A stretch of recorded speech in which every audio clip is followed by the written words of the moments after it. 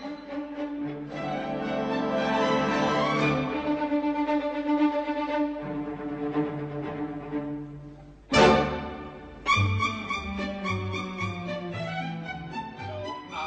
everybody, this is Tony Dominic, Sherry Spencer. and this is a minute of history, or 5 or 10, and because every time I say or two, I know I'm lying because it's going to be more than just 2 minutes. But Sherry, what's our topic this week? Well, we are going to talk about, we're kind of celebrating an anniversary.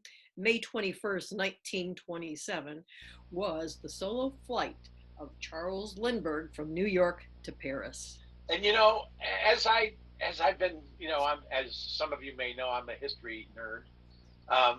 That was a big deal.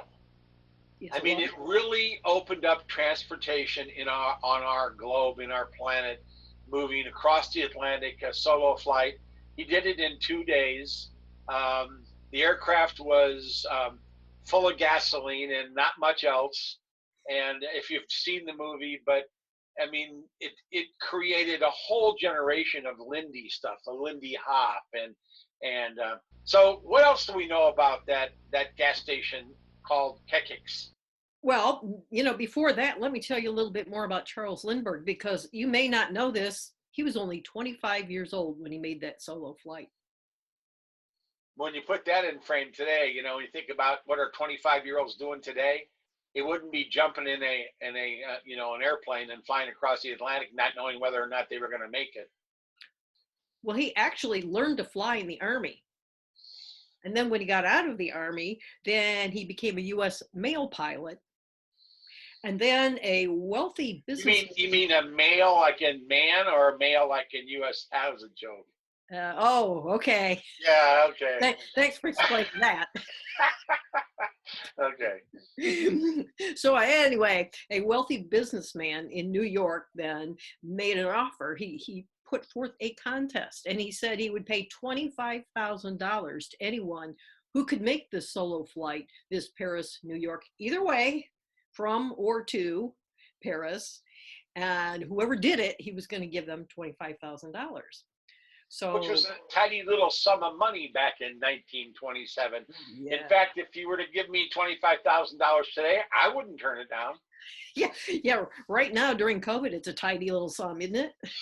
Yeah.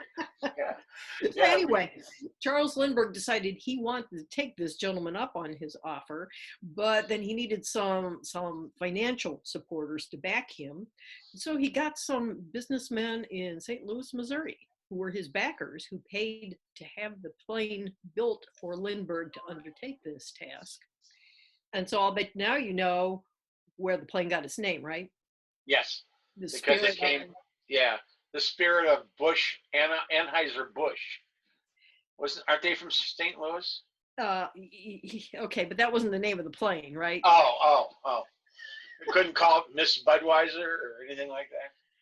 You can call it whatever you want. I know. So anyway, like you already pointed out, this was a really big deal. Coca-Cola wanted to jump on the bandwagon. And so what they did was they constructed 150 miniature models, not that miniature, but models of the airplane, and distributed them throughout the state of Ohio. And one of them went to Ted Kekik over at Stop 43. By the way, which is historically not accurate because there was never a Stop 43 on the Lakeshore Electric Railway. But because everybody was using stop numbers to identify their businesses along the route of the Lakeshore Electric Railway, Ted Kekik adopted Stop 43. And maybe to make this a little bit more meaningful in terms of geographic location, if you know the address of 31917 Lake Road, that's what ultimately became the address for Kekik Service Station. Yeah. So it was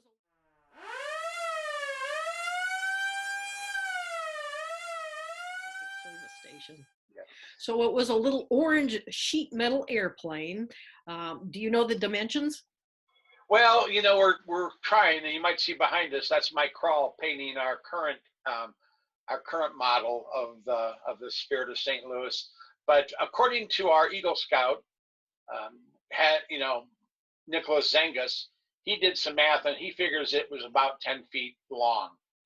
All I remember is that as it was on that pole, every kid at 45 on the allotment or in the neighborhood was asked if they could have it. And Ted, promised it to every kid in the neighborhood. And which kid in the neighborhood has it now? I don't know, but he's probably got it in his basement, I guess. I don't know. Probably. But it was iconic because people would come down Lake Road and there was this little orange representation, because it really wasn't a true model, but a representation of an event that happened in 1927 that was on top of that pole for many, many, many years. In fact, initially it was a weather vane until the bearing, I think, must have seized up and it didn't spin anymore. Well, and Kekik's gas station itself was built in 1918.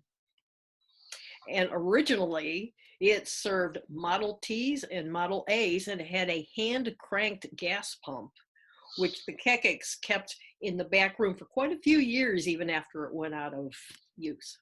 Yep, I remember the pumps as a child, the old style of pumps that, had the little balls on the glass on the side.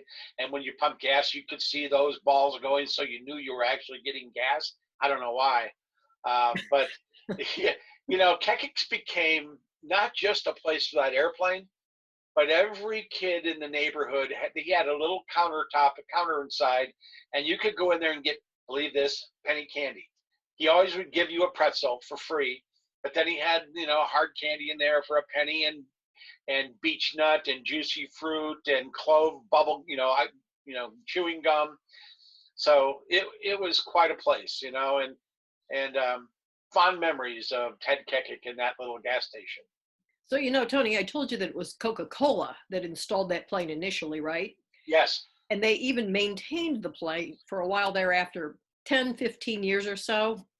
And then they discontinued maintaining it and Gulf took over, which is why that little plane behind you has a Gulf sticker on it, doesn't it? Yes. Well, it's an interesting, I've been trying to figure the timeline out for that airplane, because as you know, we are involved in trying to recreate it at the moment. The original picture, the earliest picture I have of that airplane, I believe it says Canfield. Okay, which means that it either predates Coca-Cola or postdates Coca-Cola, because I'm not sure.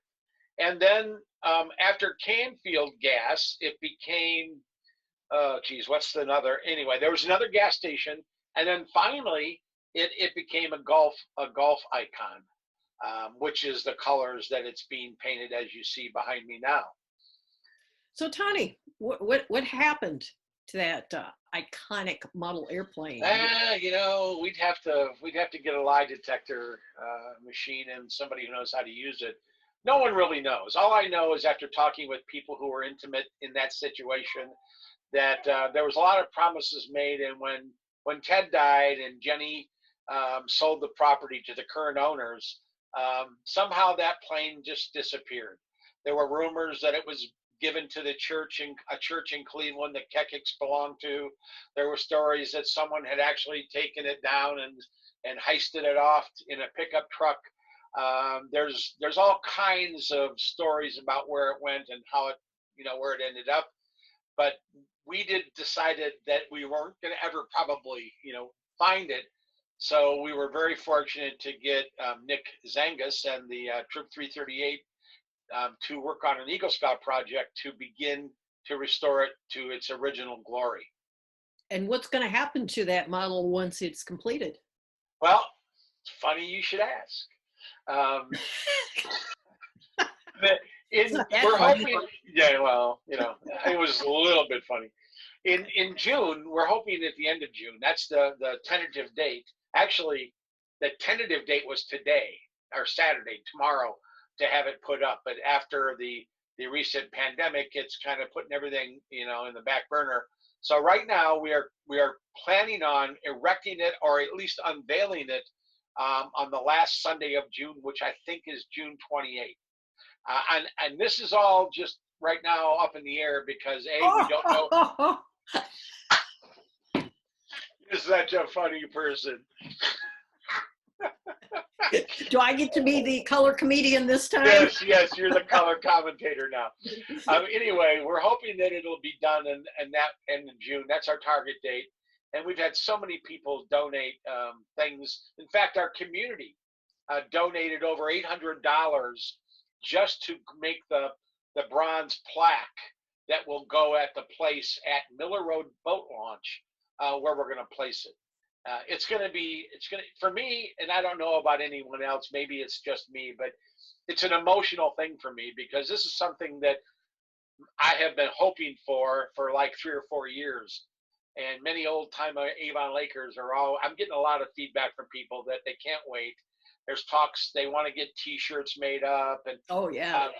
But it's going to be back. It's going to be flying around, and I'm looking forward to it. Mike Kroll is doing the painting and lettering as we speak, and I'm waiting for a propeller to show up at my door, but there's a little bit of work yet to do.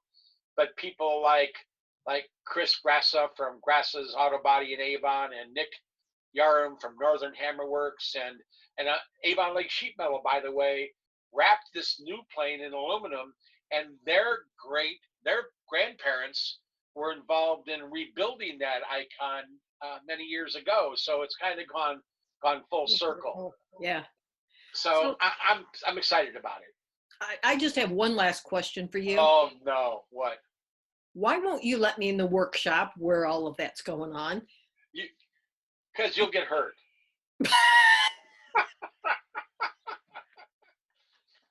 Okay. I had to make that up.